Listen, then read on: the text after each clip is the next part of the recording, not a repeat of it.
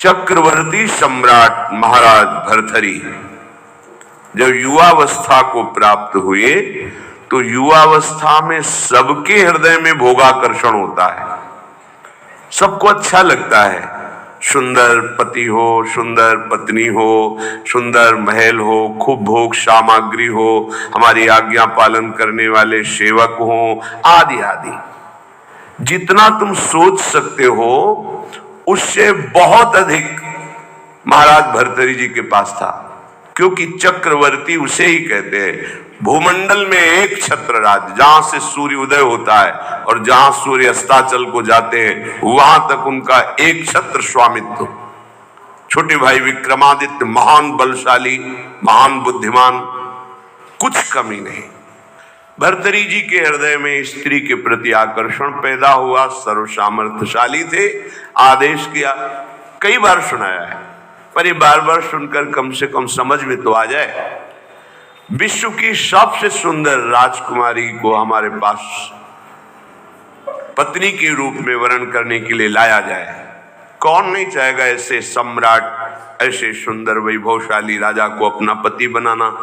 एक पिंगला नाम की बहुत सुंदरी युवती को वर्ण किया भर्तृहरि जी ने, और मन में विचारा कि आखिरकार भोगों में क्या सुख, इसके लिए मुझे एकांत चाहिए। विक्रमादित्य से कहा, आप राज्य शासन को संभालिए जब तक हम अनुभव नहीं कर लेते।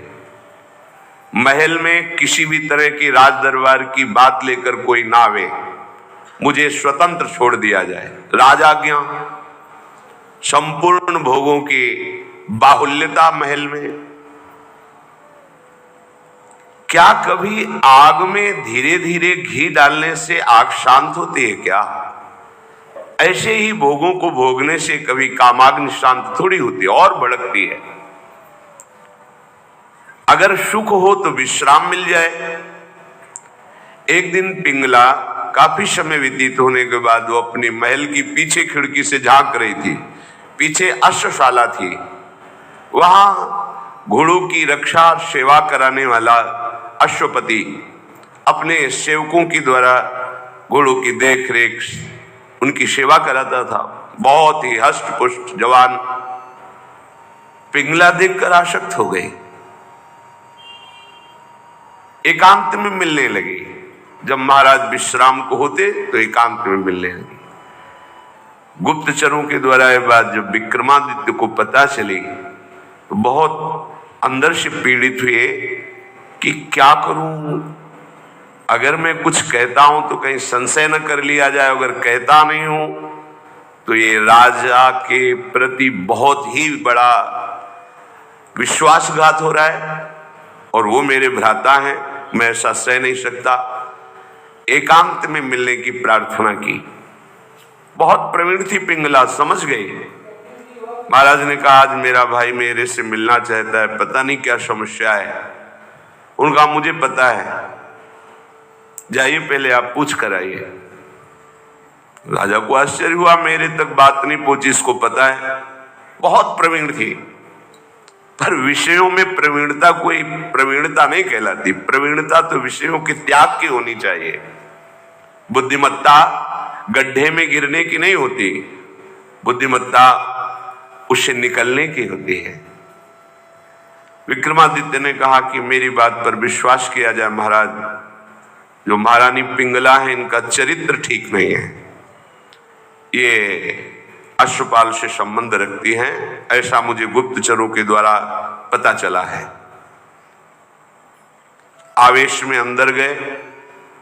रानी ने कहा, हम बता रहे हैं, वो क्या बता रहे होंगे? वो यही बता रहे होंगे कि अश्वपाल से हमारा गलत संबंध है। ये तुम्हें कैसे? मुझे पता है। कैसे पता है? देखो, हम आपको प्रमाणित नहीं करती, पर आपके भाई चरित्रहीन है। नहीं, इसका प्रमाण चाहिए। आप ऐसे पवित्र भाई के ऊपर ऐसी बात नहीं लगा सकती। तो धन दे करके किसी राज सैनिक को अपने अनुकूल करके किसी एक सदगृहस्थ परिवार को इस बात पे राजी किया कि तुम सभा में कहो कि हमारे बहू को ये राजपद पर होने पर गलत दृष्टि रखते हैं, गलत आचरण करते हैं, नहीं तो तुम्हारे पूरे परिवार को मरवा दूंगी। और वो महारानी पद में है, अगर ऐसा बोला तो सब सुख सुविधाएं आपको दे देंगी।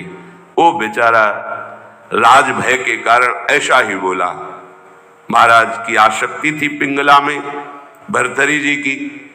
उन्होंने बिना कुछ विचारे पिंगला की सलाह से और वो प्रमाण सदगृहस्थ जो बोला उससे उन्होंने विक्रमादित्य का राज निष्कासन आदेश कर इन्हें राज्य से बाहर कर दिया जाए, कभी हमारे सामने ना आए, हमारा ऐसा धर्महीन भाई नहीं हो सकता। विक्रमादित्य ने समझाने की कोशिश की लेकिन उनको समझ में नहीं आए। अब तो स्वतंत्रता, लेकिन जो धर्म युक्त होता है भगवान उसकी रक्षा करते हैं। एक ब्राह्मण तपस्या कर रहा था धन लाभ के लिए। देवराज इंद्र प्रकट हुए और उन्होंने कहा कि ये लो अमृत फल, और अंतर ध्यान हो गए। ब्राह्मण ने कहा वैसे ही दरिद्र हूं, भूखे मर रहा हूं, अमर होके क्या करूंगा, मुझे तो धन चाहिए था। तो चलो विचार आया भगवत प्रेरणा से कि ये फल हम महाराज भर्तरी जी को दे देते हैं। अगर धर्मात्मा राजा बहुत काल तक अमर रहेगा तो प्रजा सुखी रहेगी। राज दरबार में तपस्वी ब्राह्मणों के लिए कहीं कोई रोक टोक नहीं थी। वो गए महल में, मिलने की आकांक्षा की, तुरंत आदर सहित महाराज भर्तरी उपस्थित हुए। आज्ञा कीजिए। और उनका हमने तपस्या की थी धन प्राप्ति के लिए, पर मिला ये मुझे अमृत फल, क्या करूंगा अमर होकर, वैसे ही गरीब हूं। हमारी इच्छा है कि आप जैसे धर्मात्मा राजा यदि अमर रहेंगे तो प्रजा का पुत्रवत पालन करेंगे, और मुझे धन चाहिए तो आप धन दिला दीजिए और ये अमर फल ले लीजिए। अविश्वास की कोई गुंजाइश नहीं थी क्योंकि तपस्वी ब्राह्मण थे। महाराज भर्तरी ने आदेश किया जितना ये धन चाहे इनको दे दिया जाए। अमर फल लेकर एकांत में विचार किया कि मेरा संपूर्ण मन तो पिंगला में लगा हुआ है, मैं अमर होकर क्या करूंगा। यदि पिंगला अमर हो जाए तो जब तक जीवित रहूंगा ये हमारे साथ रहेगी। पिंगला को बुलाया और कहा महारानी ये फल खा लीजिए, हमारे देश के ब्राह्मण की तपस्या से ये अमर फल मिला है, इससे तुम मरोगी नहीं, अमर हो जाओगी। उनका आपको पता है कि अमर फल ऐसे नहीं पाया जाता, स्नान आदि करके देवार्चन करके हम पालेंगे, दे दीजिए। ले लिया। पिंगला ने विचार किया कि अगर मेरा मित्र अश्वपाल अमर हो जाए तो फिर हमारा मिलन होता रहेगा। एकांत में जब अश्वपाल मिला तो उसको अमर फल दे दिया कि तुम पालो इसे। उसने भी कहा हम पालेंगे, लेके चला गया। और उसकी परम आसक्ति थी महाराज के दरबार की नर्तकी वैश्या से। नवयुवती अत्यंत सुंदर। उसने उस वैश्या को बुलाया अश्वपाल ने और कहा कि अमर फल मुझे प्राप्त हुआ है, मैं अमर होके क्या करूंगा, मेरी आसक्ति तो तुम्हारे में है, तुम इसे पालो, अमर हो जाओगी। तो जब तक मैं जीवित रहूंगा तुम्हें देखता रहूंगा, तुमसे मिलता रहूंगा। वैश्या ने फल ले लिया। वैश्या ने विचार किया मैं जिस दरबार की नर्तकी हूं तो अमर होकर क्या करूंगी, नाचती ही तो रहूंगी। अगर मेरा महाराज अमर रहे तो अच्छा रहेगा। नर्तकी ने उनके निज महल के अंगरक्षक से कहा कि मुझे महाराज से मिलने की प्रार्थना की जाए और मिलाया जाए। महाराज कृपा करके मिले, क्या बात है। तो उनका मैं आपके दरबार की नर्तकी हूं, मुझे अमर फल मिला है, मैं आपको देना चाहती हूं। होश उड़ गए महाराज के, वही अमर फल। वैश्या से कहा कि तुम्हें किसी भी तरह का दंड नहीं दिया जाएगा, पर तुम सत्य बोलो, ये अमर फल कहां से प्राप्त हुआ है। उनका ये अमर फल मेरा एक मित्र है जो राज परिवार के घोड़ों की सेवा कराता है, अश्वपति, उसने हमें दिया है। और वो महल के पीछे ही था अश्वशाला। महाराज समझ गए।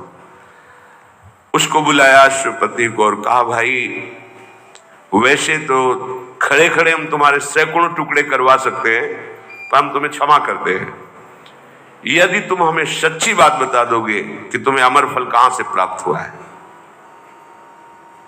डरते हुए भयभीत होकर उसने कहा महारानी पिंगला ने दिया है। होश हो गए। ओहो, मुझ चक्रवर्ती सम्राट से ये तृप्त नहीं है, अश्वपाल से आसक्ति, अश्वपाल महारानी पिंगला से आसक्त नहीं है, वैश्या से। धिक्कार है इस काम को।